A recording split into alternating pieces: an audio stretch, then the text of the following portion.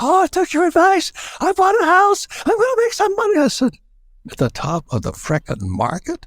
Don't listen to your stupid real estate agent who tells you that, oh, the price of real estate always goes up, because it doesn't. When I hear people coming up to me and say, oh, the price of real estate going up and they're jumping in to buy real estate right now, I don't say anything. And the reason is that people are just getting into the hype. All this credit, it's actually debt, credit and debt, pumping into this economy, trying to prevent this crash. And if inflation keeps going, I get richer. I am extremely happy. And I think Biden, I'm not Republican or Democrat, he intentionally wants inflation. That's why he shut down the XL pipeline. That's why he stopped drilling to get oil prices up. When oil prices go up, you have all these truckers in Ottawa screaming they can't get food to the table and all this. Prices of food go up. Inflation keeps going up regardless of what's going on, just because the policies of the Biden administration shutting down the XL pipeline, stopping drilling of oil, so the price of oil goes up. I watch all this, and meanwhile, these people are jumping out and buying real estate like there's no tomorrow, and I can't even talk to them. We're on a turning point. But please understand, ladies and gentlemen, inflation makes the rich extremely rich. The middle class will pay higher taxes, and the poor will get poor because they're the ones who can't afford that $25 Wagyu steak that my friends are selling. So that's why we're in the biggest critical turning points, and that's why I don't know how many years ago when I walked past Rich's book and Borders, and it said the dollar crisis. If you understand what's going on, the problem is the U.S. dollar. Because in 1944, it stopped being money. It just became the reserve currency of the world. And in 1971, Nixon took the dollar off the gold standard. We're being set up right now, one of the biggest changes in world history. And it's, oh, I bought a property. What do you think? I can't even talk to him. Because this, to me, is 2007 all over again. And then the repo market collapsed. 2008, the market collapsed, and back in 2008, this guy named Bernanke, I believe it was, could print money. And this is where we are today. You've got to wake up, ladies and gentlemen, because otherwise you're just a stupid little hog just driving to slaughter. So America is we're at, not just America, we're one of the biggest turning points in world history.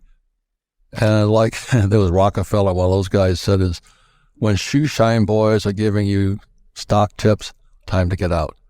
And I was in Safeway the other night, and these people are coming up to me, I did what you said, I bought a rental property.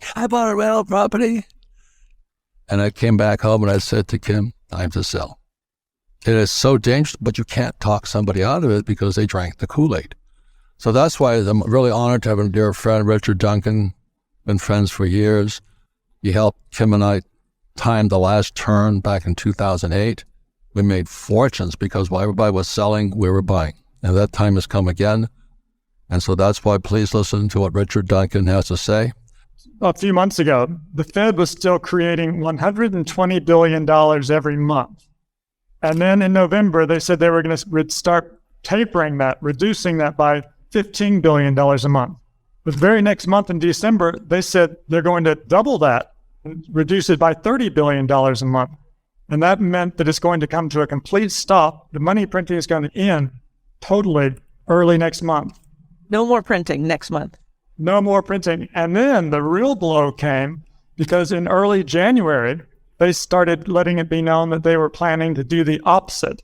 Instead of printing a lot of money through quantitative easing, they're going to start destroying a lot of money through quantitative tightening. Now, when they print money, that pushes asset prices up. When they destroy money, that tends to make asset prices fall. And in the stock market, how do they destroy money? Well, they destroy money because when they print money, they buy bonds with that money. And normally, when the bonds mature, they just roll them over and buy a similar kind of bond. But they destroy money by essentially selling those bonds. And when the Fed, what happens is the bonds mature and the Fed doesn't roll them over. Someone else has to buy the bond. So the Fed gets its money back. And when the Fed gets money back, that money just evaporates. The Fed doesn't need to keep any money because it can make all the money it wants anytime it wants to. So it's a bit complicated to explain in just a few sentences, but the bottom line is it's the opposite of quantitative easing. Quantitative tightening destroys money, and that tends to make stock prices fall. And we're about to get a heavy dose of quantitative tightening coming into effect within the next couple of months. And it's going to make it harder and harder for mom and pop to go buy that house they expect they're going to flip. And isn't that going to drive inflation through the roof? Well, they think the opposite. When they, instead of printing money, that's the thing that normally causes inflation. It stimulates the economy. It creates growth. But when they destroy the money, that tends to make asset prices fall, like stocks and property. So people are less rich, so they spend less money. And if they spend less money, then prices tend to fall. So that's why they're doing this. They're worried now that the inflation rate has moved up to 7%, and they're taking steps to bring it back down. But what they may find is this could cause a significant stock market crash. And already last month, the S&P fell almost 10%, and NASDAQ fell 15% between the 4th and the 27th last month. And some of the high-flying stocks got hit a whole lot harder than that. Look at Meta or Facebook, whatever those I call now, they tanked. It lost 26% in a day, destroying $230 billion of American wealth. There goes your 401k, sweethearts. And that's why I spoke out against 401ks forever, And then all you guys who are you're planning on renting your property, people won't be able to afford the rents. That's what it means. Well, so total credit is equal to total debt, because one person's loan is another person's debt, right? So the two have to equal each other. So one way of thinking about this, the easiest way to think about it, is all the debt in the country. Government debt, household sector debt, corporate debt, financial sector debt, all the debt. It first went through $1 trillion in 1964 when I was 4 years old. Now it's $90 trillion, from 1 trillion to 90 trillion during my lifetime.